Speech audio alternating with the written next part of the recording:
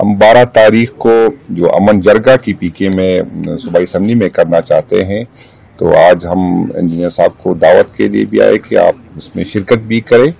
और हमारी रहनुमाई करें कि सूबे में जो हालात है वो किसी एक पार्टी या हुकूमत की बस की बात नहीं है, तो सब ने इकट्ठे आगे बढ़ना है, इससे रहनुमाई लेनी है ताकि एक मुश्तरका लाएअमल बनाए उस जरगे में और सब इकट्ठे फिर उसको ऑन भी करे। और उसके हम चाहते हैं कि जितनी भी हमारे स्टेक होल्डर है, जितनी भी पॉलिटिकल पार्टी है, तो अमन के लिए हम सबके पास आएंगे भी और सबसे रहनुमाई भी लेंगे। और हम चाहते हैं कि इस मसले का हल क्योंकि सब ने अगर वहाँ पर अमन होगा तो सूबे का भी फायदा है और हम सबका भी फायदा है। तो हम चाहते हैं कि अमन के जो हालात है उसका मुमकिन हल का हमें ये बता दे ताकि उस पर हम सूबाई हुकूमत भी अमल करे और जो सूबा जो मुश्किलात से गुजर रहा है ये मुश्किलात कम होगी। सब बिस्मिल्लाहिर्रहमानिर्रहीम। जिस तरह मेरे भाई जुनैद अकबर साहब ने जो पाकिस्तान तहरीक इंसाफ का सूबाई सदर भी है और हमारे साथ या पार्लियामेंट का हिस्सा भी है, और असद कैसर साहब जो हमारे इंतहाई काबिल एहतराम है, सीनियर पार्लियामेंटेरियन, और सारे जो उनके साथ जितने भी लोग आए सारे इंतहाई काबिल एहतराम है। और उनका वही मेन पॉइंट वन पॉइंट जिस तरह जुनैद भाई ने बात की कि अमन के लिए और पीस के लिए हम सबको मिल बैठ कर कोई लाएअमल तय कर लेना चाहिए। तो हमने पहले भी उन्होंने ये बात की कि आप सबकी वही पार्टिसिपेशन होनी चाहिए।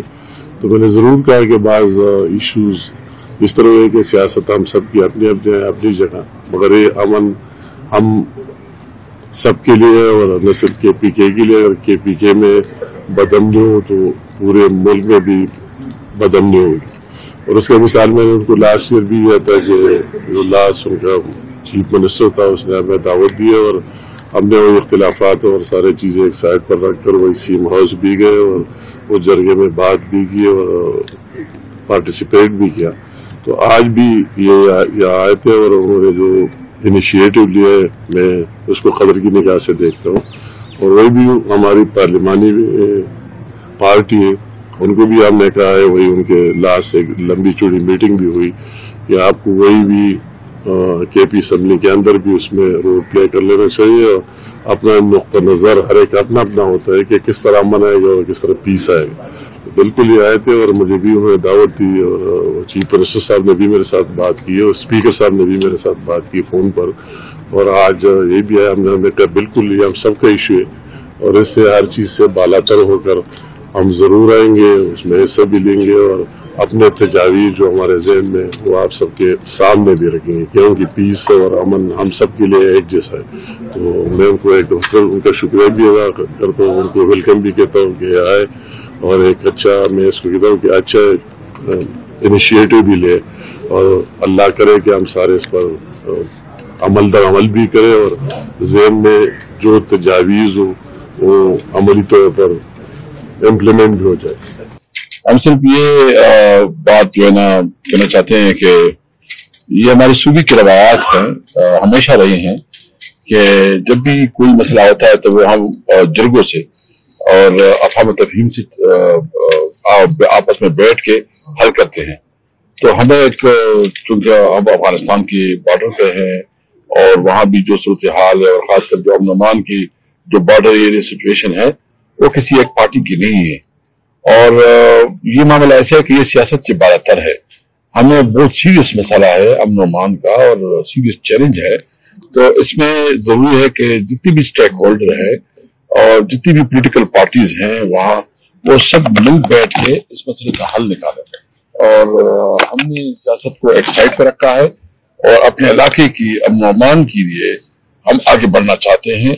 और हम ये उम्मीद रखते हैं कि उस सूबाई हुकूमत की जो उसकी जो रिस्पॉन्सिबिलिटी है और अमीर मकाम खान को हमने ये भी रिक्वेस्ट की कि ये अपनी पार्टी में भी बात करे कि ये मसला जो है ना आप हमारे सूबे के लोगों को छोड़े, क्योंकि ये अमीर मकाम खान उधर खुद भी 2-3 दफा उसके ऊपर हमले हुए हैं और भी अफ्ताब खान के ऊपर हमले हुए हैं, जितनी भी हमारी लीडरशिप है मौलाना साहब के ऊपर भी हुए हैं